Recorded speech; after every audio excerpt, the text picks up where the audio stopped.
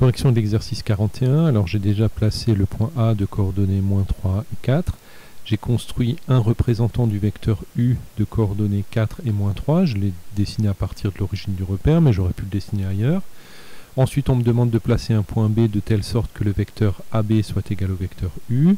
Donc ici, je peux dessiner un représentant du vecteur U à partir de A. Et donc ce point-là, je vais le renommer et l'appeler B, comme c'est demandé dans l'énoncé. Voilà. Et le vecteur CA doit être aussi égal au vecteur U. Alors là, je déplace un petit peu mon graphique, voilà.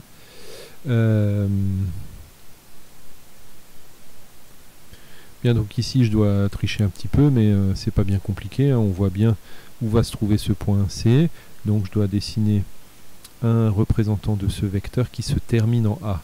Donc ça, GeoGebra ne me le permet pas tout à fait, mais je vois bien que je dois reculer de 4 cases ici, de 4 et monter de 3. Donc ça va être à partir de là. Ah tiens, je peux pas faire ça. Donc en fait, je vais me mettre ici et je vais entrer les coordonnées du point C manuellement, puisque on n'a même pas besoin de les calculer, hein. On voit très bien que les coordonnées du point C, donc si je recule de 4, ça va être moins 7 et 7. Hein. On va vérifier ça dans le calcul après. Et donc je vais dessiner mon représentant du vecteur à partir de C. Voilà, et il arrive bien directement sur le point A. Hein. Donc ici C', tu vas être gentil. Voilà. Voilà, donc voilà la figure que ça donne, mais on nous demande bien de calculer les coordonnées de B et C, et pas simplement de les constater sur le graphique. Et que peut-on dire du point A? Eh bien, bien sûr, et la conclusion va être très simple, étant donné que le vecteur CA est égal au vecteur AB est égal au vecteur U, et bien A est le milieu du segment CB. Bon, allons-y pour le calcul quand même. Hein. Alors, c'est parti. Et ça... Excusez-moi, je ne suis pas encore tout à fait habile avec cette nouvelle façon. Voilà. Alors on est parti. J'appelle donc les coordonnées, donc on est dans la question 4. J'appelle B, on va dire qu'il est de coordonnées x, y. Donc les coordonnées du vecteur AB, je vous rappelle que les coordonnées d'un vecteur, c'est les coordonnées du point d'arrivée moins les coordonnées du point de départ. Donc ça va être x pour l'abscisse de B, moins l'abscisse de A qui est moins 3, donc moins 3 ça fait plus 3, et Y moins 4. Et le vecteur AB doit être égal au vecteur U, donc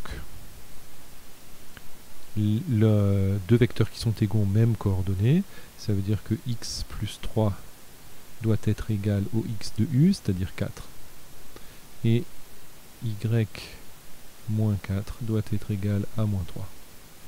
Donc c'est un système qui n'est pas trop difficile à résoudre. Hein. On trouve x égale 1 et y égale moins 3 plus 4, c'est-à-dire 1 aussi. Donc les coordonnées de B sont 1, 1, ce qu'on peut vérifier sur la figure qu'on a ici. Hein. On a bien 1, 1. Voilà. Donc B a pour coordonnées 1, 1. Ensuite, je fais pareil avec C. Donc soit C de coordonnées x, y. Bon, j'utilise les mêmes inconnus que tout à l'heure, c'est pas bien grave. Donc le vecteur CA, c'est les coordonnées de A moins les coordonnées de C. Donc moins 3 moins x et 4 moins y. Et CA est égal à U. Donc l'avantage de ce nouveau système, c'est que je peux écrire directement sur OneNote et donc que ça reste, vous pourrez le consulter directement. Donc moins 3 moins x égale 4 et 4 moins y égale moins 3.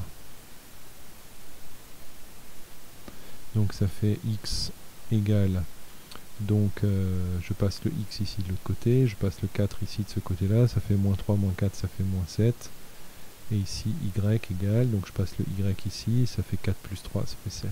C'est bien ce qu'on avait trouvé tout à l'heure, donc C a pour coordonnées moins 7 et 7. Voilà, donc on a calculé les coordonnées, et donc 5, qu'est-ce que je peux dire du point A? Eh bien, CA égale AB, égale U. Donc étant donné que CA est égal à AB, je peux dire que A